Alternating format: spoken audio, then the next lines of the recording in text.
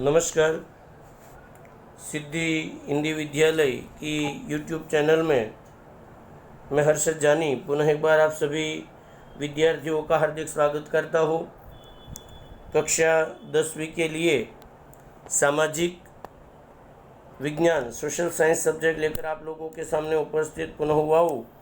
Video यदि आप लोगों को पसंद आता है तो इसको लाइक, सब्सक्राइब और शेयर करना ना भूलें।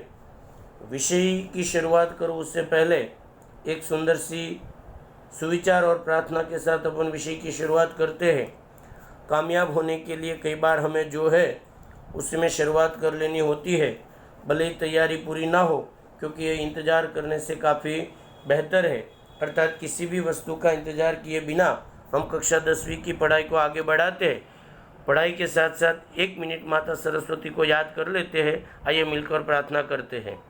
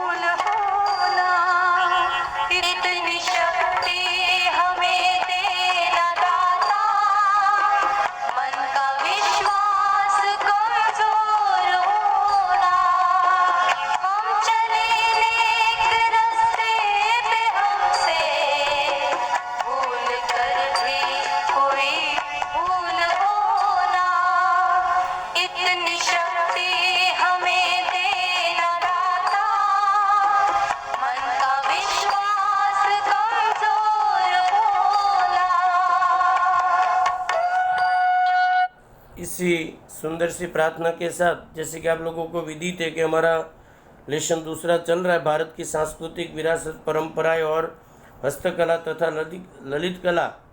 उस कला के अंतर्गत जो भारत की कुल कलाएं हैं 64, उन कलाओं के बारे में आप लोगों को जानकारी है कि जिसमें हस्तकला, ललित कला, संगीत कला, चित्रकला, कलाबंतु हुनर, नाट्य कला, नृत्य कला, मिट्टी कला, कढ़ाई बुनाई कला, जरी काम कला, योग कला वगैरह का समावेश होता है। उन कलाओं का बारी बारी से हम परिचय प्राप्त कर रहे हैं। उसके पहले जो कला हमने पढ़ी थी वो नृत्य कला और नाट्य कला पढ़ी थी। अब नाट्य कला का एक प्रकार जिसका नाम है भवाई, 14 नंबर पेज पर आप लोगों को दिया है।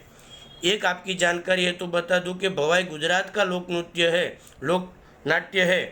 फिर भी 3 अंकों में यदि भवाई का सवाल आप लोगों को पूछा जाए तो कम से कम 7 से 8 मुद्दे आप लोगों को बनाने रहेंगे। नोट उठाइए, पेन लीजिए और मुद्दे अगर बनाते हैं तो बनाना चालू कर दीजिए। सबसे पहला मुद्दा कि क्या है भवाई, तो पहला मुद्दा कि भवाई भाव प्रधान नाटक माना जाता है। दूसरा, कितने वर्ष पुरानी कला है, ये गुजरात की 700 वर्ष पुरानी नाट्य कला मानी जाती है। तीसरा, इसकी शुरुआत किसने की थी, तो असाई ठाकर, बाजू में आप लोगों को जो चित्र दिया है वो जयशंकर सुंदरी का है, बट असाई ठाकर नामक व्यक्ति ने गुजरात में भवाई की शुरुआत की थी। पहला मुद्दा क्या है, भाव प्रधान नाटक।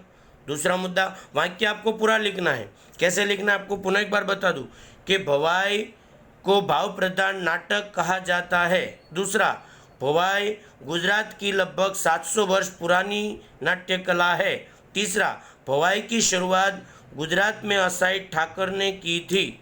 और चौथा जो मुद्दा आपको लिखना है कि इसको प्रोत्साहन किसने दिया था, तो सोलंकी युग मतलब सिद्धराज जयसी सोलंकी ने इस कला को सबसे अधिक प्रोत्साहित करने का काम किया था। और आगे का मुद्दा इसका विशेषता, चौथा या पांचवा मुद्दा कि भवाई ज़्यादातर पर्दे के बिना अभिनय किया जाने वाला एक नाटक है जो हल्की फुल्की शैली में मनोरंजन और भूंगल वाद्य के साथ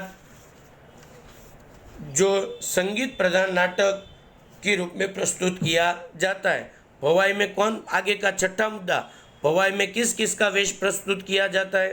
तो पेज नंबर 15 पर दिया है कि रामदेव का वेश, झंडा झूलन का वेश, बेमेल जोड़े का वेश वगैरह वगैरह वगैरह। इन शॉर्ट आपके गांव में अंदर अलग अलग जो नाटक गांव में जो अलग अलग लोगों के द्वारा खेला जाता है वो एक प्रकार की भवाई है। भवाई का विषय क्या होता है? आगे का छठा या सातवां मुद्दा, तो भवाई में विषय वस्तु ज़्यादातर सामाजिक जो कुरीतियाँ है, हमारे समाज में जो कुरिवाज है, उन कुरिवाजों के ऊपर व्यंग्य करने का काम भवाई में किया जाता है। खासकर उसका विषय तो आपकी किताब में जाओ तो दिया है, कन्या शिक्षा, बेटी बचाओ जैसे अलग अलग जो विषय है उनको लेकर भवाई प्रस्तुत किया जाता है। और भवाई करने वाला जो भवाया भूंगल वाद्य बजाकर शुरुआत में माता जी की स्तुति भी करता है। इस तरह से 7 से 8 मुद्दे आप लोगों को बनाने। पुनः एक बार, क्या है भाव प्रधान नाटक, कितने वर्ष पुरानी, तो के 700 वर्ष। तीसरा किसने शुरुआत की? असाइड ठाकर ने। चौथा, हल्की फुल्की में पर्दे के बिना अभिनय और मनोरंजन के साथ संगीत प्रधान नाटक प्रस्तुत होता है। चौथा, रामदेव का वेश, झंडा झूलन का वेश, इसमें बेमेल जोड़े का वेश इसमें समावेश होता है। विषय वस्तु खासकर सामाजिक कुरीतियों को दूर करने का इसमें प्रयत्न किया जाता है। गुजरात में कन्या शिक्षा, बेटी बचाओ जैसे कार्यक्रमों को इसमें शामिल किया जाता है। और भवाई करने वाला जो भवाया होता है वो भूंगल वाद्य बजाकर मतलब माता जी की स्तुति के साथ इसकी शुरुआत करता है। उसके बाद का जो आगे का टॉपिक है गुजरात के लोक नृत्य। तो गुजरात के लोक नृत्य तो बहुत सारे हैं। गुजरात के लोक नृत्य बहुत सारे आपकी किताब के अंतर्गत नाम दिए। आदिवासी नृत्य है, गरबा है, रास है, अलग अलग त्यौहार, विवाह प्रसंग, मेला वगैरह के अंतर्गत ये नृत्य हमें देखने को मिलते हैं। इन नृत्यों के बारे में हम परिचय प्राप्त करें तो सबसे पहले गुजरात का लोक नृत्य है आदिवासी नृत्य। अब आदिवासी नाम सुनते आप लोगों को मालूम है कि झिंगा लाला हु नामक करके जो अलग अलग प्राणियों की आवाज़ निकाल कर करके जो आवाज़ निकाल कर नृत्य प्रस्तुत किया जाता है ज़्यादातर, वो आदिवासी नृत्य है। मैं उनका परिचय आप लोगों को प्राप्त करवाता हूँ। पहला, इसकी प्रस्तुति कब होती है? आदिवासी नृत्य का पहला मुद्दा राज्य आप लोगों को मालूम है कि आदिवासी नृत्य गुजरात का लोक नृत्य है। दूसरा, कौन से समय पर इसको प्रस्तुत किया जाता है? होली, त्योहार और विवाह के अवसरों पर देवी देवताओं को खुश करने के लिए ये नृत्य किया जाता है। पहला गुजरात का लोक नृत्य है। दूसरा, होली, अलग अलग त्योहार, विवाह के अवसरों में देवी देवताओं को खुश करने के लिए ये आदिवासी नृत्य प्रस्तुत किया जाता है। तीसरा, इसके वाजिंत्र क्या है? तो इसके अंतर्गत ढोल, मंजीरा, डफ मतलब डफली, जो आप लोगों के अंतर्गत राजस्थानी लोग जो होली के दिन वो कान के बाजू में रख बजाते हो डफ, तुरही मतलब शरणाई, तंबूरा आदि वाजिंत्रों का इसके अंतर्गत उपयोग किया जाता है। पहला गुजरात का लोक नृत्य। दूसरा, कब प्रस्तुत होता है? तीसरा, इसमें कौन कौन से वाजिंत्र या साधन?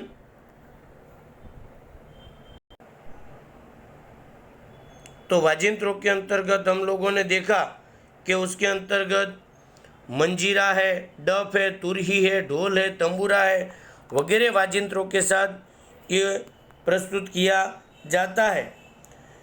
ये नृत्य के अंतर्गत खासकर चारों नृत्यों कौन कौन से प्राणियों की आवाज़ निकाली जाती है? तो आप लोगों को दिया है, मोर, गिलहरी, गोरैया जैसे पक्षियों की अलग अलग आवाज़ इस नृत्य के अंतर्गत निकाली जाती है। आदिवासी नृत्य के 2 प्रकार है, एक मालिनो चाड़ो और दूसरा ठाकरिया चाड़ो। चौथा या पांचवा मुद्दा, एक मालिनो चाड़ो और दूसरा ठाकरिया चाड़ो जैसे नृत्य इसमें समावेश किए जाते हैं। आगे का मुद्दा जाति, तो खासकर भील, कोली और आदिवासी जातियों के द्वारा ये नृत्य प्रस्तुत किया जाता है। भील, कोली और आदिवासी नृत्य के द्वारा जाति के द्वारा इस प्रकार का नृत्य किया जाता है। और ज़्यादातर ये जो नृत्य होता है वो समूह में किया जाता है। इसकी विशेषता इस प्रकार से आप लोगों को 5 से 6 मुद्दे आदिवासी नृत्य के अंतर्गत लिखने हैं।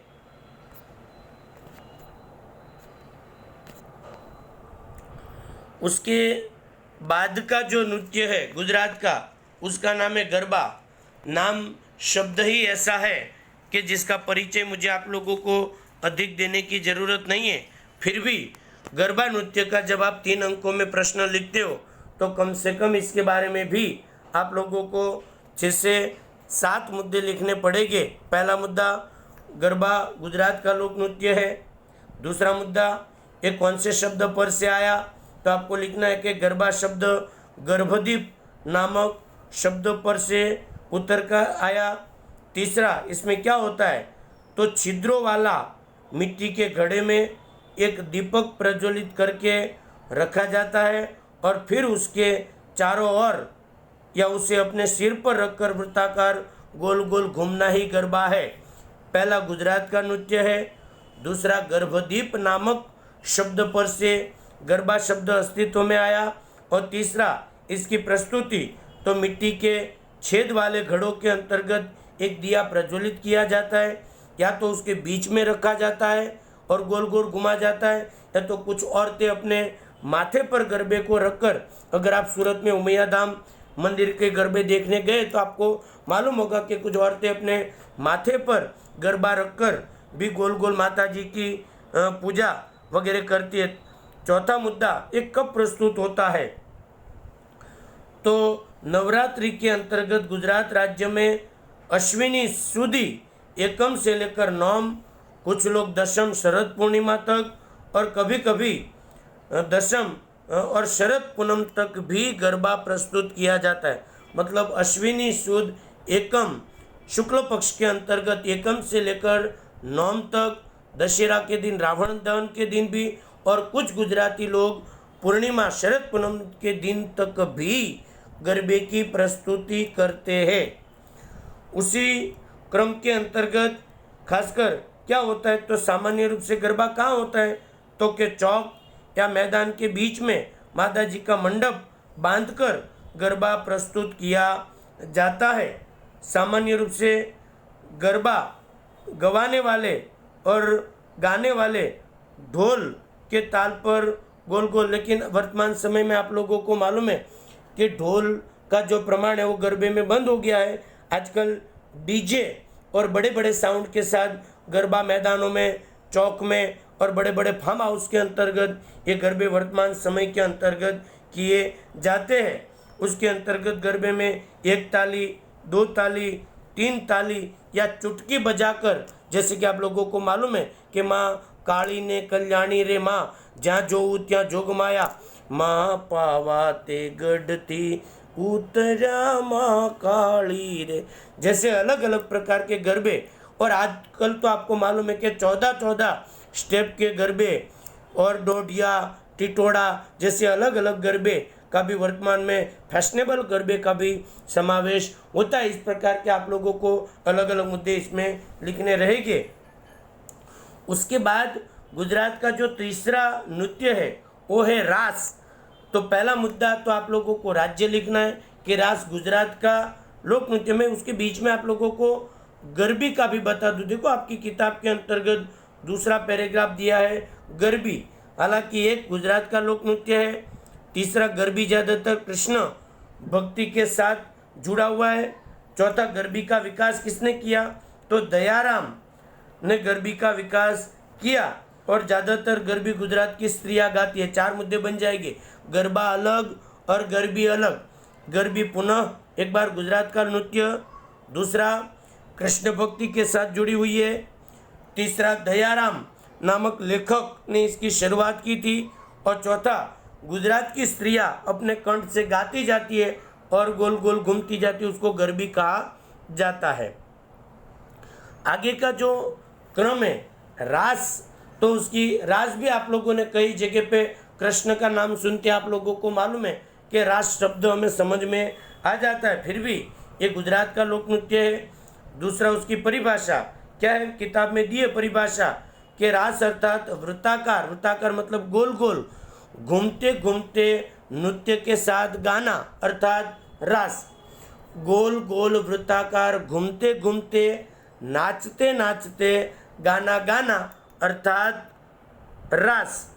दूसरा मुद्दा, तीसरा मुद्दा, पहला राज्य, दूसरा परिभाषा, तीसरा कौन से देव के साथ जुड़ा हुआ है, तो रास भगवान श्री कृष्ण के भक्त नरसिंह मेहता को रासलीला बताई थी। मतलब दो मुद्दे, एक कृष्ण भगवान के चरित्र के साथ रासलीला जुड़ी हुई है और सबसे पहले जो रासलीला बताई वो भक्त कवि नरसिंह मेहता को भगवान कृष्ण ने रासलीला बताई थी, ऐसा माना जाता है। त्योहार के कौन से दिनों में रासलीला का त्यौहार देखने को मिलता है, तो नवरात्रि है, जन्माष्टमी है, त्योहार है वगैरह अलग अलग कृष्ण के साथ जुड़े हुए त्योहारों में ये रासलीला हमें देखने को मिलती है। और दांडिया जो है, आगे का मुद्दा, दांडिया रास रास का ही एक प्रकार है। कुछ लोग गागर, गागर मतलब जो आप लोग पानी भरते हो ना मटके में, स्टील की या तांबे की गागर या हांडी लेकर भी कुछ लोग रास करते हैं। संप्रदाय, रास वैष्णव संप्रदाय का नृत्य माना जाता है और उसका पहनावा, तो रास खेलने वाली स्त्रियां कढ़ाई वाली मतलब जो भरत काम किया होता है ऐसी चनिया चोली, और पुरुष मिर्जई और धोती को परंपरागत पोशाक के रूप में रास के अंतर्गत पहनकर ये रास की प्रस्तुति करते हैं। मतलब 5 से 6 मुद्दे या 7 मुद्दे रास में आप लोगों को बनाने रहेंगे। इस प्रकार यहाँ पर गुजरात के तीनों नृत्य, आदिवासी नृत्य, गरबा नृत्य, गरबी नृत्य और रास नृत्य का परिचय हमने प्राप्त कर लिया। वीडियो को अंत तक देखने के लिए आप लोगों का बहुत बहुत धन्यवाद। यदि वीडियो पसंद आए लाइक, सब्सक्राइब और शेयर करना ना भूलें। एसएस विषय को लेकर कोई भी प्रकार की इंक्वायरी हो तो मैं हर्षद जानी, मेरा संपर्क नंबर है 9825581539।